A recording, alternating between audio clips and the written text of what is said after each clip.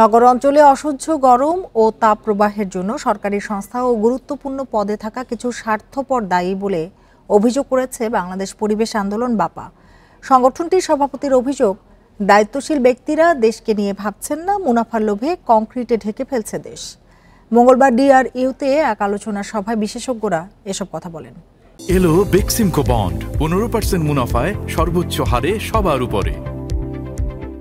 এ নিয়ে আলোচনা করতে আমাদের সঙ্গে যোগ দিয়েছেন স্বাস্থ্য অধিদপ্তরের অতিরিক্ত মহাপরিচালক ডাক্তার আহমেদুল কবির, আছেন নগর পরিকল্পনাবিদ ডক্টর আদিল মোহাম্মদ খান এবং আছেন যশোর মাইকেল মধুসূদন কলেজের উদ্ভিদ বিজ্ঞান বিভাগের বিভাগীয় প্রধান অধ্যাপক জিল্লুল বারী। আপনাদের তিনজনকেই স্বাগত জানাচ্ছি ইন্ডিপেন্ডেন্ট সংবাদে। তবে শুরুতেই চলে যেতে চাই অধ্যাপক জিল্লুল বারীর কাছে। জনাব জিল্লুল বারী, যেটি জানতে চাই আপনার কাছে যে যশোরের তাপমাত্রা এত বেশি হওয়ার কারণ কি?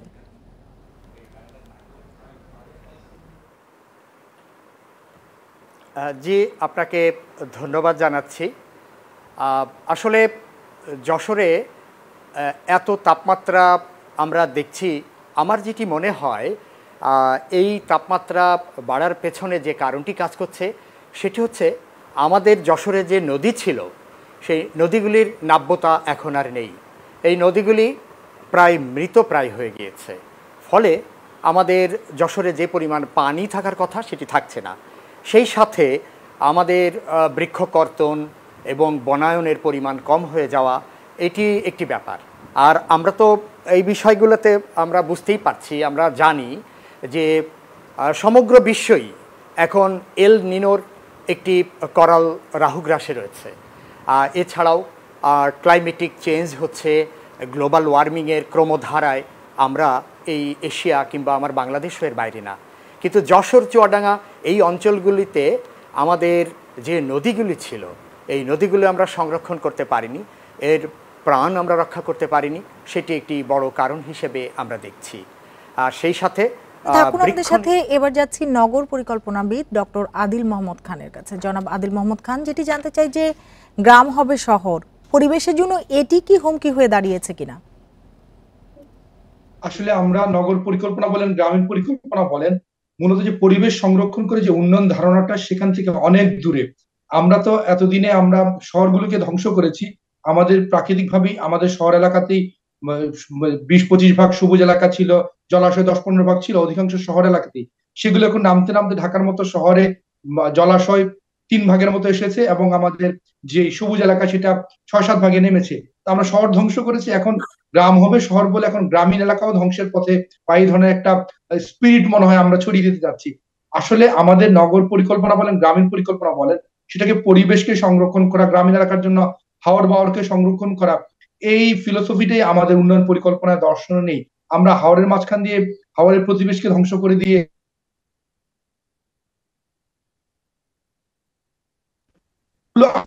নগর পরিকল্পনা, গ্রামীণ পরিকল্পনা এমন ভাবে জেঁকে বসেছে যে প্রকৃতিকে সংরক্ষণ করে পরিবেশকে সংরক্ষণ করে নগরায়নের ধারণাটা অনুপস্থিত। এজন্যই যখন তাপমাত্রা বেড়েছে গ্লোবালি, কিন্তু আমাদের কাছে তার অনুভবটা অনেক বেশি। কারণটা হচ্ছে যে তাপমাত্রা থেকে স্বস্তি দেওয়ার জন্য যে আমাদের যে জলাশয়, জলাভূমি এবং একই সাথে আমাদের যে সবুজ এলাকাগুলো ছিল সেটা একদমই আমরা ধ্বংস করেছি।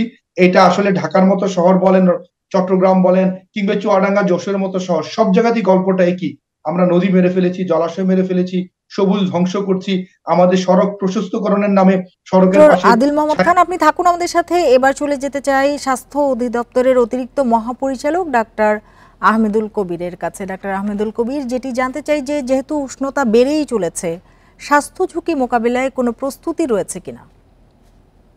দেখুন, সবাই যে কথাটি বলছেন, আমরা তো এখন গ্লোবাল ভিলেজে বাস করি। যেখানেই যেই পরিবেশ নষ্ট করুক, সারা গ্লোবালি কিন্তু সবাই এফেক্টেড হয়।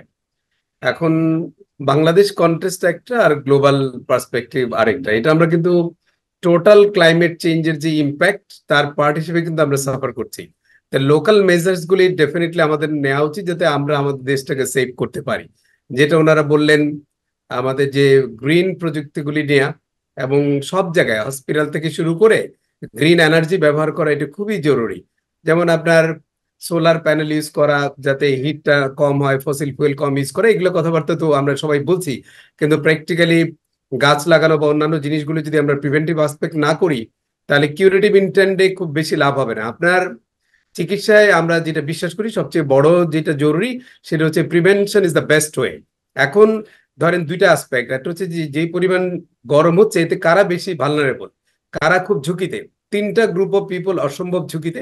এক্সট্রিম অফ এজ, ধরেন যারা বয়স্ক মানুষ, যারা অল্প বয়স, প্রেগনেন্ট মাদার, এবং যাদের অন্যান্য ডিজিজ রয়েছে কোমরবিডিটি, যেমন ধরেন যাদের হার্ট ডিজিজ আছে প্রি এক্সিস্টিং, অথবা কিডনির প্রবলেম আছে, অ্যাজমা আছে, এই সমস্ত যারা আছেন তাদের অসম্ভব কেয়ারফুলি থাকা উচিত। কেয়ারফুল কেন থাকতে বলছি, কারণ এই হিট ওয়েভটা হয়তো টেম্পোরারিলি আসছে, আবার কিছুদিন পরে হয়তো চলে যাবে, কিন্তু এই যে উইন্ডো পিরিয়ড, এই সময়টাতে যদি যাদের হার্টের সমস্যা আছে, দেখেন বেশিরভাগ পেশেন্ট কিন্তু আসছে কার্ডিয়াক অ্যারেস্ট নিয়ে। হয়তো আগে হার্টের রোগটা ছিল, সেটা ম্যানিফেস্ট হয় নাই, অত্যন্ত গরমে ডিহাইড্রেশন এবং আদার কারণে তার ভাস্কুলার কম্প্রোমাইজ হয়ে তার হার্ট অ্যাটাক হয়ে প্রিমেচিউর ডেথ হচ্ছে। এইটা একটা প্রিভেন্ট করতে হবে। আর যাদের অ্যাজমা আছে তাদের ক্ষেত্রেও কিন্তু শ্বাসকষ্ট বেড়ে যাচ্ছে। তারপর যাদের কিডনির প্রবলেম, তাদের শরীর থেকে পানি চলে যাওয়ার ফলে, লবণ চলে যাওয়ার ফলে তাদের ওই কিডনি প্রবলেমটা সাডেন অ্যাকিউট ডিটোরেশন হয়ে তার কিন্তু মৃত্যু ঝুঁকি ঝুঁকি আসলে রয়েছে। ডাক্তার আহমেদুল কবির, আপনি থাকুন আমাদের সাথে। আবারও যেতে চাই জনাব জিল্লুল বাড়ির কাছে। জনাব জিল্লুল বাড়ি, আপনি বলছিলেন নদী নাব্যতা না থাকা, গাছ কাটা, এগুলি কারণ যশোরের তাপমাত্রা এত বেশি হওয়ার জন্য। একটু জানতে চাই এই অঞ্চলে বনায়ন বা শিল্পায়ন কতটা হয়েছে?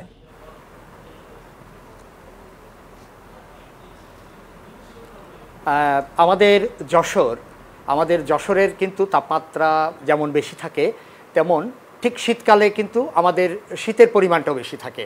অর্থাৎ আমরা কিন্তু খুব চরমভাবাপন্ন একটা ক্লাইমেটের মধ্যে দিয়েই যাই। তো সেক্ষেত্রে আমি যেটা বলি, এখানে শিল্প এলাকা রয়েছে যশোরে। আমাদের রূপদিয়া অঞ্চলে শিল্প এলাকা তৈরি করা হয়েছে। এছাড়াও আমাদের যে যশোর রোড ছিল, অর্থাৎ সেই বিখ্যাত যশোর টু বেনাপোল যে রোডটা ছিল, সেই রোডেও সেখানে যে গাছগুলি সেগুলো কেটে ফেলে আমরা সেখানে করেছি, রাস্তা প্রশস্ত করেছি। এইভাবে আসলে আমরা আমাদের উন্নয়ন এবং পরিবেশ রক্ষা, এই দুটি ইভেন্টকে পাশাপাশি রেখে আমাদের বিশেষজ্ঞ দ্বারা তারা যেভাবে বলবেন আমরা যদি সেভাবে না চলি, তাহলেই কিন্তু আমরা বিপদে পড়ে যাব। পর্যায়ে অপেক্ষা করছে। জি জনাব জিল্লুল বাড়ি, থাকুন আমাদের সাথে। আবারও যেতে চাই ডক্টর আদিলের কাছে। ডক্টর আদিল, যেটি জানতে চাই যে আপনি বলছিলেন জলাশয় ধ্বংসের কথা, একটু জানতে চাই ঢাকার চেয়ে যশোর চুয়াডাঙ্গায় তাপমাত্রা বেশি হওয়ার কারণ কি বলে মনে করছেন আপনি? আসলে বৈশ্বিক তাপমাত্রায় আমাদের ইন্ডিয়ার দিক থেকে যেই তাপপ্রবাহটা আসছে সেটার ফেসিংটা আমাদের যশোর চুয়াডাঙ্গা দিয়ে আসছে, কিন্তু মানে আমাদের যশোর চুয়াডাঙ্গা যেমন তাপে ভুগছে, আমরা আবার এইদিকে আরো ডাউন স্ট্রিমে যারা আছি, ঢাকার মতো শহর, সেই অর্থে এত তাপ এই এলাকায় থাকার কথা না, তার জিওগ্রাফিক্যাল লোকেশনের কারণে। তাপের মধ্যে ঢাকাতেও আছে, জেলাতে তীব্র তাপ প্রবাহ চলছে, প্রায় 70% মানুষ সারা বাংলাদেশের জনসংখ্যা ঝুঁকিতে আছে। আসলে কেউ বাঁচতে পারছি না। এই জন্য নগরায়নের এই যে অভিঘাত, যেটা আমাদের নগরায়নের বিপন্নতার কারণে আমরা যে এই তাপমাত্রাটাকে বেশি ফিল করছি, সেটা কিন্তু আমাদের স্বীকার করে প্রতিটা জেলা, এখানে যশোর, চুয়াডাঙ্গা বলেন, ঢাকা বলেন বা অন্য চট্টগ্রাম, সব জায়গাতেই কিন্তু নগরায়নে আমরা যে ভুলগুলো করেছি বিগত দশকগুলোতে, সেটা স্বীকার করে নিয়ে আমাদের এখন থেকেও যদি আমরা ঘুরে দাঁড়াতে পারি, আমাদের এখনো যা জলাশয় জলাধার সবুজ আছে সেটাকে রক্ষা করা এবং সামনের দিনগুলোতে বাড়ানো, সেটা একটা বড় দরকার। পাশাপাশি আমাদের নগর পরিকল্পনা ভবনের নকশাতে আমরা যেভাবে অতিরিক্ত এসির ব্যবহারকে আমরা প্রমোট করছি, আমরা কাচের আবদ্ধ ঘর নির্মাণ করছি, এগুলো বাংলাদেশের আবহাওয়া জলবায়ুর সাথে যায় না। এগুলো পশ্চিমা দেশের এই ধরনের বিল্ডিং এর নকশা আমরা আমাদের দেশে নিয়ে এসে আমাদের নিজস্ব বসত বাড়ির ভেতরে যে আলো বাতাসের যে প্রবাহগুলো, সেটাকে একদমই বন্ধ করে দিলাম। আবার আমাদের ভেতরের তাপমাত্রাটা এসির মাধ্যমে বাইরে আউটডোরে দিয়ে আমরা বাইরের তাপমাত্রাটা বেড়ে যাচ্ছে। ডক্টর আদিল, থাকুন আমাদের সাথে। আবারও যেতে চাই ডাক্তার আহমেদুল কবিরের কাছে। ডাক্তার আহমেদুল কবির, আপনি বলছিলেন ঝুঁকিতে যারা রয়েছে এই গরমে, তাদের কথা বলছিলেন। এই গরম থেকে বাঁচার উপায় আসলে কি, কিভাবে নিজেকে নিরাপদে রাখা যায়? না, আপনি একদম একটা খুব পার্টিনেন্ট ভ্যালিড কথা বলেছেন। কারণ চিকিৎসার পার্ট তো পরে, যাতে অসুস্থ না হয় সেটা নিয়ে বেশি চিন্তা করা উচিত। তেমনি স্টেপস গুলি যদি আমরা বলি, যেই আমি একটু আগে যাদের কথা বললাম, যারা খুব ভালনারেবল, যাদের এই প্রবলেম হতে পারে, প্রোন বেশি, তাদের ডেফিনেটলি সান এক্সপোজার থেকে এই মুহূর্তে এই সাময়িক সময় একটু অ্যাভয়েড করা উচিত। আর যাদেরকে যেতেই হচ্ছে, যারা রিস্ক ফ্যাক্টরের মধ্যে নেই, ধরেন যারা কায়িক পরিশ্রম করছে, রিক্সা চালাচ্ছেন, শ্রমিক, অন্যান্য যারা কাজ করছেন, তাদের যেটা করতে হবে যে প্রচুর পরিমাণে তার তৃষ্ণা লাগুক বা না লাগুক, ইলেকট্রোলাইট এবং পানি রিচ ফ্লুইড বারবার খাওয়া উচিত। দ্বিতীয়ত হচ্ছে যে প্রতি 2 ঘন্টা পর পর অ্যাটলিস্ট 15 মিনিটের জন্য হলেও তাকে যে কোনো একটা ঠান্ডা জায়গায় বা শেডে থাকা উচিত, কন্টিনিউয়াস যাতে হিট এক্সপোজ না হয়। অ্যানাদার টেকনিক হচ্ছে আপনার দিনটার যেই সময়টা আপনি দিনটাকে এগিয়ে ফেলতে হবে। যারা কৃষক মাঠে কাজ করেন তারা এখন কিন্তু খুব আর্লি ভোর হয়, আপনি 5টায় যদি মাঠে চলে যান, এইটাকে আপনি ইউটিলাইজ করেন, 7টা-8টার মধ্যে যদি আপনার কাজটা শেষ করে ফেলেন, আবার রোদের তীব্রতা কমে গেলে আবার যদি যান, এইভাবে বুদ্ধি করে কিন্তু আপনাকে বাঁচতে হবে। গাছের নিচে থাকতে হবে, ছায়ার মধ্যে থাকতে হবে, একটু লুজ শার্ট পরতে হবে, কালো ড্রেস অ্যাভয়েড করে সাদা কাপড় পরা উচিত, ছাতা ব্যবহার করা উচিত, বারবার অল্প অল্প করে পানি খাওয়া উচিত। এই জিনিসগুলো করে কিন্তু মোটামুটি নিজেকে সেভ করা যাবে। আর আরেকটা জিনিস হচ্ছে যে ইম্প্যাক্টটা কি, যখন অতিরিক্ত গরম হচ্ছে, প্রথম ইম্প্যাক্টটা হচ্ছে আপনার শরীর থেকে লবণ বেরিয়ে যাবে। লবণ বেরিয়ে গেলে যেটা হচ্ছে যে আপনি হাইপোনেট্রিমিয়া বলি আমরা, তখন মাসেলগুলো বডিতে ক্র্যাম্প হওয়া শুরু হবে, তখনই বুঝতে হবে যে আপনি কিন্তু ইউ আর ইন ডেঞ্জার। তো তখন যদি সাথে সাথে যদি আপনার এই যে লবণ বা এই ওআরএস বা খাবার স্যালাইন খান, আপনি কিন্তু ঠিক হয়ে গেলেন। পরবর্তী স্টেজটা যেটা হচ্ছে যে অনেক হিটে গেলে আপনার কিন্তু অনেক বেশি শ্বাস নিতে হয় গরমের জন্য, সেটাকে বলি আমরা হাইপার ভেন্টিলেশন। তখন কিন্তু মানুষের টিটেনি শুরু হয়ে যেতে হবে, তার মানে খিঁচুনি শুরু হয়ে যেতে পারে, সেটাও কিন্তু একটা ওয়ার্নিং। তারপরে যেটা হচ্ছে যে আপনার যখন এত বেশি ডিহাইড্রেশন হবে, সেক্ষেত্রে একটু জানতে চাই যে কোন সময় আসলে বুঝতে পারবেন একজন যে এখন হাসপাতালে যেতে হবে, আর দীর্ঘমেয়াদে যদি এই গরম থাকে সেক্ষেত্রে কোন রোগ বালাইগুলো বেশি হবে? হ্যাঁ, দীর্ঘমেয়াদে বা স্বল্প মেয়াদে যাই বলেন, এই গরমে তো যে কোনো খাবারই আপনি কিছুক্ষণ রাখলে পরেই সেটা কিন্তু আপনার নষ্ট হয়ে যাচ্ছে। এখন ধরেন এই যারা মাঠে ময়দানে কাজ করছেন, যেখানে সেখানে পিপাসা লাগলে পানি খাচ্ছেন, খাবার হোটেলে খাচ্ছেন, যেগুলো আসলে বাসি খাবার হয়ে যাচ্ছে, ডায়রিয়া, কলেরিয়া থেকে শুরু করে এন্টেরিক ফিভার, টাইফয়েড, সমস্ত ধরনের রোগের কিন্তু বৃদ্ধি হবে। এই জন্য একটু কেয়ারফুলি থাকা উচিত। আর আরেকটা শঙ্কার কথা না বললেই না, এই গরমের পরপরই কিন্তু একটা বৃষ্টি হবে, এবং এই বৃষ্টিটাতে পানি জমবে, এবং এই ওয়েদার এবং সবকিছু মিলে আরেকটা ঝুঁকি কিন্তু আমাদের সামনে আসছে, সেটা হচ্ছে ডেঙ্গু। বড় ধরনের আমরা ঝুঁকি বুঝতে আসছে। পেরেছি। ডাক্তার আহমেদুল কবির থাকুন আমাদের সাথে। আবারও যেতে চাই জনাব জিল্লুল বারীর কাছে। জনাব জিল্লুল বারী, আপনি বলছিলেন যশোরে শিল্পায়ন হয়েছে, সেক্ষেত্রে সেখানে দূষণের মাত্রা কতটা বেড়েছে?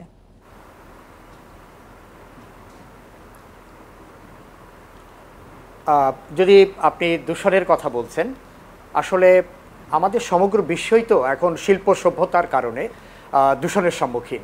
আর ঠিক তৃতীয় বিশ্বের একটি দেশ হিসেবে আমরাও কিন্তু এর ভেতরেই রয়েছি। আমাদের ওখানে রয়েছে অনেক ইটের ভাটা, প্রচুর এখানে কয়লা পোড়ানো হচ্ছে, এবং গাছ কেটে সেটিকেই ফুয়েল হিসেবে ব্যবহার করা হচ্ছে। ফলে কি হচ্ছে, যেমন তাপ তৈরি হচ্ছে, সেই সাথে এখানে কার্বন ডাইঅক্সাইড তৈরি হচ্ছে, এবং সীসার পরিমাণ এখন যত্রতত্র। আমাদের মোটরসাইকেল চলছে, গ্রামগঞ্জে চলে গিয়েছে এটির ধারা। এই যে উন্নয়ন, আমরা দৃশ্যমান উন্নয়ন দেখছি, কিন্তু সেই সাথে তাল মিলিয়ে আমরা কিন্তু সবুজ বনায়নকে করিনি। আমরা শহরের মধ্যে বিভিন্ন জলাধার এগুলোকে ধারণ করতে পারছি না। ফলে কি হচ্ছে, প্রকৃতির যে ব্যালান্স, যে সাম্যতা রয়েছে, এই ইকুইলিব্রিয়ামটা আমরা নষ্ট করে ফেলেছি ইচ্ছা করে, স্বেচ্ছায় অথবা না বুঝে। আমাদেরকে এখান থেকে ফিরতে হবে। এটা যেভাবেই হোক, আইন করে হোক, সচেতনতা সৃষ্টি করে হোক, আমাদেরকে মানুষদেরকে বোঝাতে হবে, এবং আমরা আবারও ফিরতে চাই। কবিগুরুর ভাষায় বলতে হয়, দাও ফিরে এসে অরণ্য, লহ এ নগর। আমাদেরকে বোঝার বুঝতে পেরেছি। জনাব জিল্লুল বারী, আপনি থাকুন আমাদের সাথে। আবারও যেতে চাই ডক্টর আদিলের কাছে। জনাব ডক্টর আদিল, যেটি জানতে চাই যে শহরের স্থাপনাগুলো যেগুলি রয়েছে সেগুলি তাপমাত্রা বাড়ানোর জন্য কতটা সহায়ক হচ্ছে? শহরে অধিকাংশ স্থাপনায় তো কনক্রিটের বা ইট পাথরের ভবন। সেই ভবনগুলোতে আগে যখন আমাদের আগে পূর্বপুরুষেরা যখন ভবন বানাতেন, তখন তারা কিন্তু ভবনের ভিতরে আলো বাতাসের প্রবাহগুলোকে মাথায় রেখে করতেন। আর এখন আমরা যখন ভবন বানাচ্ছি, তখন এই যে বিল্ডিং এর ওরিয়েন্টেশন, বাতাস কোন দিক দিয়ে আসবে, ক্রস ভেন্টিলেশন, এই বিবেচনাগুলো একদমই নেই। আমাদের মূল যে ধারণা থাকে বা যে চেষ্টা থাকে, সেটা হচ্ছে কত বেশি স্কোয়ার ফিট বানানো যায়। একটা ভবনের পাশে কিন্তু খোলামেলা পরিবেশ, সেখানে আলো বাতাস ঢোকার জন্য সেটব্যাকের যে এরিয়াটা, সেই এরিয়াটা আন্তর্জাতিক মানদণ্ড অনুযায়ী বাংলাদেশের নির্মাণ বিধিমালায় কম আছে। সেই অল্প জায়গাটাও আমরা রাখতে চাই না। আমরা চাই যে 30-40 ভাগ যে ফাঁকা জায়গা রাখতে ভবনের পাশে, পুরো ভবনটাই আমরা সেখানে একদম 100% জায়গা জুড়ে আমরা বিল্ডিং এর কাভারেজটা তৈরি করি। এভাবে করে কিন্তু নগর জুড়েই দেখা যাচ্ছে যে ভবনের গায়ে গায়ে গা ঘেঁষে ভবন, যার ফলে ভবনের ভেতরে আলো বাতাস ঢুকতে পারছে না। আর এখন তো প্রচুর বহুতল ভবন হয়ে যাচ্ছে, এমনকি ছোট সরু রাস্তার পাশে 12, 13, 14 তলা ভবন। এই ভবনগুলো ছিল কনক্রিট ম্যাস, এগুলো আসলে পুরোটাই কিন্তু আপনার হিট জমা করে। এই হিট জমা করলে যখন আমাদের এক্সিস্টিং যে টেম্পারেচারের সাথে এই যখন হিটগুলো যখন জমা হয়, তখন কিন্তু দেখা যায় যে অ্যাকচুয়াল টেম্পারেচার 5, 6, 7, কখনো 10, 12, 15 ডিগ্রি সেলসিয়াস বেড়ে যাচ্ছে। এভাবে বুঝতে পেরেছি ডক্টর আদিল মোহাম্মদ খান এবং ডাক্তার আহমেদুল কবির এবং জনাব জিল্লুল বারী, আপনাদের তিনজনকে অনেক ধন্যবাদ আমাদের সময় দেওয়ার জন্য এবং আমাদের সাথে যোগ দেওয়ার জন্য।